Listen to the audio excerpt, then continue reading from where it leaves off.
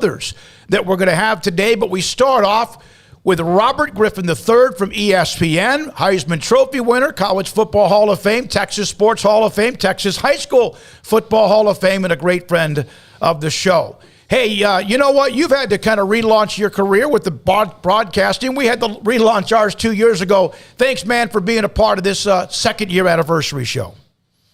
Hey, man, no problem at all. You know, you guys are the best. I got a lot of respect for you, so I'm happy to be on the show and celebrate with you guys.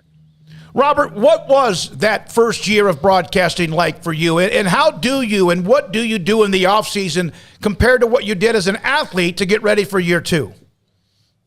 Well, I got to say it was a blessing, you know, very unexpected, a lot of fun. You know, I got to call a couple of Baylor games as well, you know, be there for homecoming, so that was nostalgic for me. But for me, my schedule hasn't changed. I still work out as if I'm playing, continuing to prepare for that call to come. But when it comes to broadcasting, you know, just being around the game, being able to see what's going on in spring practice and understand all the moves that are being made, really gets you prepared to tell the stories for the teams and universities when the fall comes. Robert, what was the I don't know the challenge, but clearly because ESPN really lets you show your personality and you're such a humor. Maybe it's something that people probably didn't get to see with you when you're a player that much because you don't get that much time to do that. But finding the rhythm between you and Mark Jones and showing your personality and not just being a kind of a straight X and O broadcast. Yeah, you know, I would say that, you know, your point about people not really getting to see your personality when you're a player is true. One, we have helmets on all the time. And two, when our press conferences, we're not really trying to be funny. You know, we're trying to lead a team, lead an organization. So being a broadcaster, the best thing or best advice I ever got was be yourself. And that's what I tried to do in the booth with Mark Jones. He was phenomenal. You know, he's got years and years of experience, and he made it so much easier for me. Him, our producer, Ken Belton, our sideline guy, Quinn Kesenick, everybody together. It flowed really, really well. And they just told me, you know, don't be afraid, be yourself, go out there. And I kind of took that to heart. So I wasn't afraid to say things that some people might think are funny. Some people didn't think they were funny. You know, it didn't matter. Just having fun, and that energy came through on the broadcast. And, you know, I'm extremely proud about that. There's a lot of times where the media might not be so popular and it might be their own doing. And there's a lot of times, you know, athletes can get kind of tired of the media and the way things are painted. Has being in the media given you a different perspective than when you were an athlete?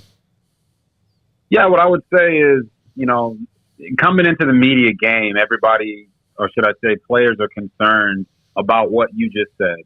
And for me, it was, can you do this? Be yourself. You know, say the truth and not have to necessarily say anything that you don't believe in. And that's rung true for me this entire time. I've been able to go out and, whether it's in the studio or in the broadcast booth, be myself, say the things that I believe in, you know, stand my ground on the convictions that I have, but not go out there and unnecessarily, you know, burn any bridges or try to tear anybody down. I think, you know, it's our job in the media to tell players' stories correctly, because what we say about them on the air travels with them for the longevity of their careers. And I was a guy that had some stuff that was spoken about me that was untrue. And I don't want to do that to other players. I don't want to do that to coaches or GMs. So I make sure I go out there and I say what I believe, and I leave it at that and have fun with it. So that was something that I haven't really had an issue with.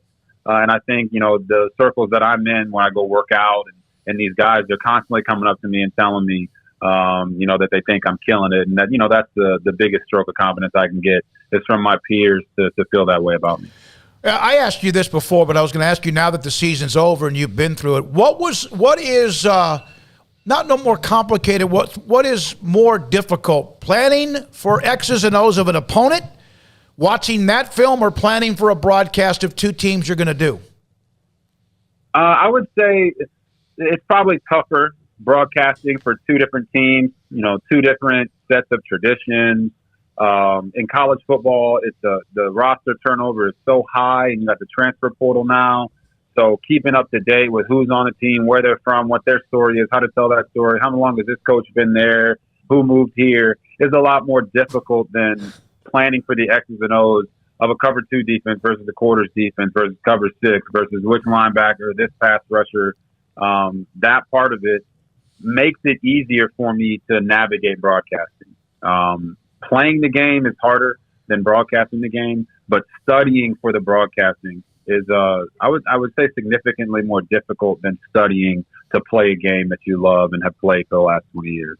What was it like to jump in not only a year that college football was back with fans in the stands after the full blown part of COVID-19, and then all the issues that popped up, Big 12 realignment, name, image, likeness, the transfer portal. Really, last year was the year where we really got to see what that means, where you get to transfer and play right away.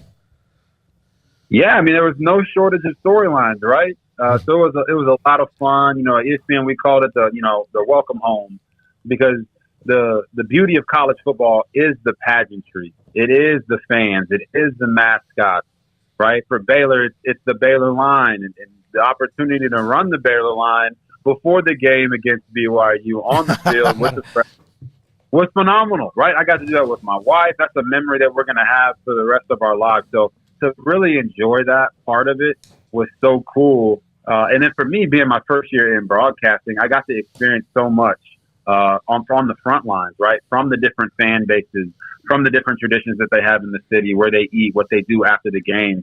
And that was fascinating for me. It kind of added more to the love of football that I already have from playing the game. Calling the game was something that I never thought I would ever do.